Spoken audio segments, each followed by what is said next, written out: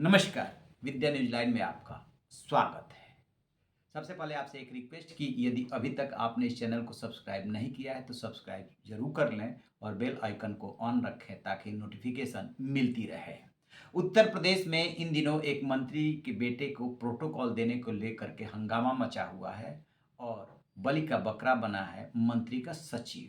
लेकिन बात सिर्फ इतनी नहीं है, बात बहुत बड़ी है जिसका जिक्र हम आगे करेंगे। पहले बताते हैं कि जब 2014 में नरेंद्र मोदी प्रधानमंत्री बन करके और रायसीना हिल्स की सीढ़ियों पे चढ़ रहे थे, तब उनके मन में क्या क्या सपने थे और क्या क्या उन्होंने तत्काल किया था और कहाँ चूक हो गई जो इसकी नौबत आ गई।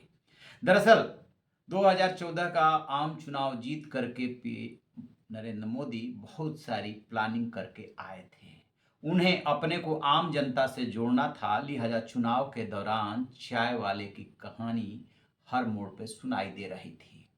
जब जीत करके रायसीना हिल्स की सीढ़ियों पे चढ़ रहे थे तो उन्होंने बहुत कुछ सोच समझ करके प्लानिंग करके कुर्सी पे बैठते ही कुछ फैसले किए थे। आपको याद है ना, स्वच्छता अभियान शुरू किया था, लाल बत्ती का कल्चर खत्म किया था और सभी गरीब गुरबों के लिए उन्होंने बैंक के खाते खुलवाए थे।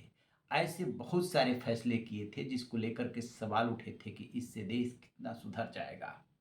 लेकिन लाल बत्ती का कल्चर जैसे ही खत्म हुआ वैसे ही हंगामा होने लगा, क्योंकि जिन नेताओं को, जिन मंत्रियों को आदत पड़ गई थी कि लाल बत्ती की गाड़ी हूटर बजाते हुए निकलेगी तो वीआईपी की होने का जो है मन में एहसास होगा, उनको तो मानो कि इतना मेहनत करके आए हैं, लाल बत्ती खत्म होते ही बहुत निराशा हुई, मायूसी हुई। लेकिन वो एक चीज खत्म नहीं कर पाए, वो था प्रोटोकॉल। वो भी प्रोटोकॉल से बंधे हुए थे, क्योंकि प्रोटोकॉल तो जरूरी है। और इसी प्रोटोकॉल के चक्कर में उत्तर प्रदेश में इतना बड़ा हंगामा हो गया।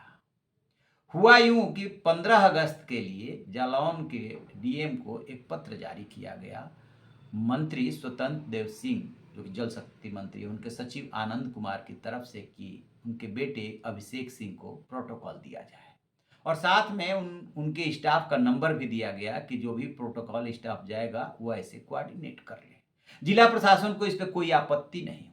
बड़े बड़े आईएएस आईपीएस बैठे हैं, लेकिन उन्होंने ये जानने की कोशिश ही नहीं की कि मंत्री के बेटे को किस नियम के तहत प्रोटोकॉल दिया जा सकता है। एक ही कंडीशन में सिर्फ दिया जा सकता है, यदि वो Z+Y, यदि सुरक्षा उनको प्राप्त है और उसमें कहीं दिक्कत हो रही है, उनके जान को खतरा है, तो उस कंडीशन में तो मिल सकता है, बाकी नहीं। सो उनको कोई इस किसी कैटेगरी में वो आ नहीं रहे थे। जिला प्रशासन ने, जल शक्ति मंत्री का मामला था, कोई सवाल नहीं उठाया। इसके बाद वो चिट्ठी वायरल हो जाती है। विपक्ष और सत्ता पक्ष के वो लोग जो स्वतंत्र देव सिंह के खिलाफ है, हंगामा खड़ा कर देते हैं। अचानक एक मीटिंग में सीएम योगी से स्वतंत्र देव सिंह की मुलाकात होती है और वो कैफियत पूछ लेते हैं, ये क्या हो रहा है। और आनंद कुमार, जिन्होंने चिट्ठी जारी की थी, जो मंत्री के पीए हैं, वो हटा दिए जाते हैं। आपको क्या लगता है, मंत्री के बिना कहे या बिना पूछे आनंद कुमार को कोई सपना आ रहा था, उन्होंने ऐसे ही चिट्ठी जारी कर दी होगी? निश्चित रूप से उनसे कहा गया होगा। लेकिन अब जिम्मेदारी लेने की बात आई तो किसी को तो बलि का बकरा बनाना था, सो आनंद कुमार को बलि का बकरा बना दिया गया। लेकिन बात सिर्फ इतनी सी नहीं है। जैसा कि आपको पता है कि उत्तर प्रदेश में संगठन में और मंत्रिमंडल में भारी फेरबदल होने वाला है। जैसे यूपी फिलहाल चल रहा है और बिजली की, पानी की, शिक्षा की, स्वास्थ्य की स्थिति है, पीडब्ल्यूडी की खराब सड़कें, उससे न तो आम आदमी संतुष्ट है, न केंद्रीय नेतृत्व संतुष्ट है। तो मंत्रिमंडल में भी परिवर्तन होना है और संगठन में भी परिवर्तन होना है।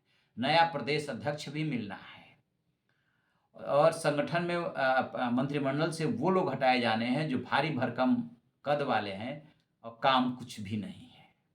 स्वतंत्र देव सिंह कुर्मी समाज से है और सीएम योगी के अत्यंत नजदीकियों में से है। केंद्रीय नेतृत्व के निशाने पे सीएम योगी भी हैं, लेकिन उसकी मजबूरी ये है कि सीएम योगी को वो हटा नहीं सकती। उनका न सिर्फ उत्तर प्रदेश में बल्कि पूरे देश में अपना एक वोट बैंक है, हिंदुत्व के वो चेहरा है, पोस्टर बॉय है, तो उन पे हाथ तो डाल नहीं सकते।